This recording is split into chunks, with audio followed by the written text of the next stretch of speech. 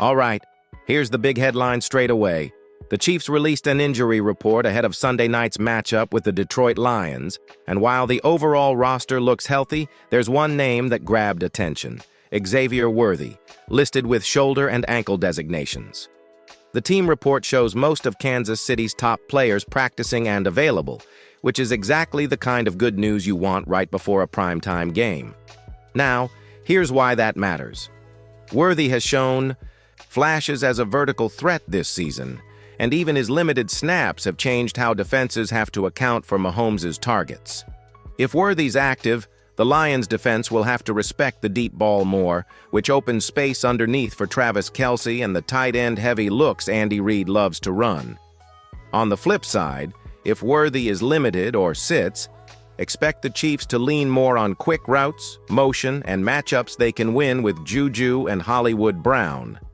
That subtle shift can change play calling across the board. Coach Andy Reid and the staff typically use Friday's practice reports and a final inactive list to make the call. So, while Worthy's designation is notable, it isn't a final answer yet. Local beat writers are reporting optimism from the team that Worthy moved well on Friday, which increases the chances he suits up. Still, the official game day roster won't be set until closer to kickoff, so keep an eye on the Chiefs' inactives and national updates tonight. Quick interaction. Right now, type yes in the comments if you think Xavier Worthy plays Sunday, or no if you think he sits. If you're new here and you want more fast, no-nonsense Chiefs updates, hit subscribe. We're pushing to get to 5,000 subscribers, and your support helps us keep bringing these breakdowns. And please, like the video if this kind of injury and depth analysis helps your fantasy or matchup prep. Let's unpack this injury update a little deeper, because when the Chiefs list a player like Xavier Worthy as limited or full participant, it doesn't always tell the full story. Worthy was first listed earlier this week with both shoulder and ankle issues.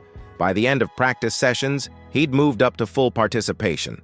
That's good news, but it still doesn't guarantee he's 100%. Here's what most fans don't realize. A full participant tag on Friday usually means the player can physically go through drills, but it doesn't always mean the coaching staff plans to give him his normal snap count. Sometimes Reid and Nagy will dress a player who's technically cleared but still hold him to 20 or 30 offensive plays just to protect him. We've seen this before with other Chiefs receivers when they were nursing minor strains. They suited up, but the workload was managed. For Worthy, it's not just about being on the field. It's about the role he plays in stretching defenses. When he's in motion, even as a decoy, safeties have to respect his speed.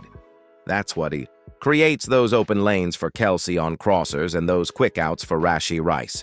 So whether he's at full speed or 85%, his presence alone matters.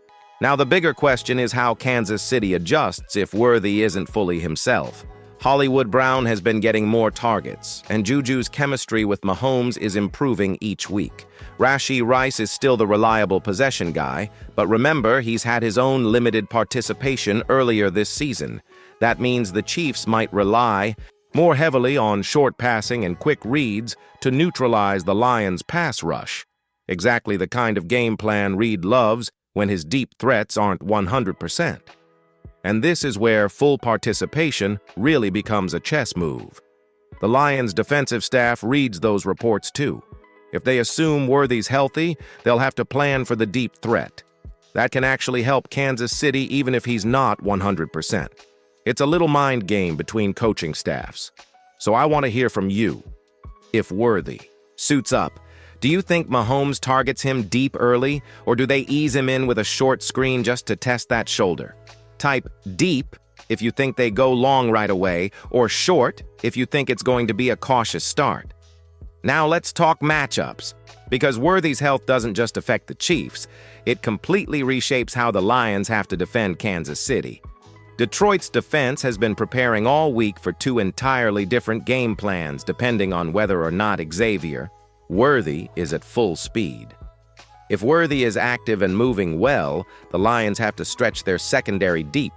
That means keeping a safety over the top, usually in cover 2 or cover 3 looks. to make sure they don't get burned.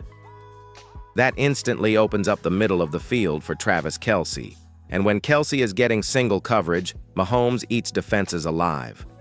Worthy being healthy creates that exact space. But if Worthy's limited, the Lions can cheat down their safeties and focus on pressure.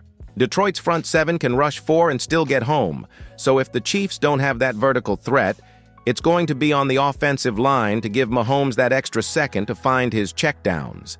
That's where guys like Rashee Rice and Juju Smith-Schuster have to step up. They need to win those quick routes, keep the chains moving, and let Mahomes stay ahead of the sticks. Another key matchup is Lions corners versus Hollywood Brown. Brown's been sneaky good in short yardage work this season. But if Worthy can't go deep, Detroit can double Brown and limit outside options. That's exactly when Andy Reid likes to throw in a creative wrinkle. Maybe a fake jet sweep, maybe a motion into a tight end screen to Noah Gray. You can't outmuscle Aiden Hutchinson all night, so Reid's going to look for misdirection and rhythm plays to throw Detroit off. Flip it to defense. The Chiefs actually look pretty healthy heading into this one, and that's big. Their pass rush has been quietly dominant, and with Detroit facing questions up front, Kansas City has a real chance to dictate tempo. If the Chiefs get pressure early, it could be a long night for Jared Goff. What makes this matchup even more interesting is how Mahomes reads momentum. He's a rhythm quarterback. When he hits Worthy or Brown early, the confidence spreads. You see it in the body language, in the play calling. Suddenly, Kelce's smiling, the tempo's up, and the Chiefs' offense looks like it's back in playoff form. That's why Worthy's status matters more than people realize. It's not just about one player, it's about the domino effect on the entire offensive identity. So here's a straight-up question for you. If Worthy's healthy, do the Chiefs win this game? Type yes in the comments if you think they take care of business, or no if you think the Lions pull the upset. All right, time to wrap this up with the final takeaways, some fantasy notes, and one last fan challenge. First, the big takeaway. This week's injury report was more good news than bad. The Chiefs are heading into Sunday night with one of the healthiest rosters in the league, and that's something you couldn't say about most contenders right now.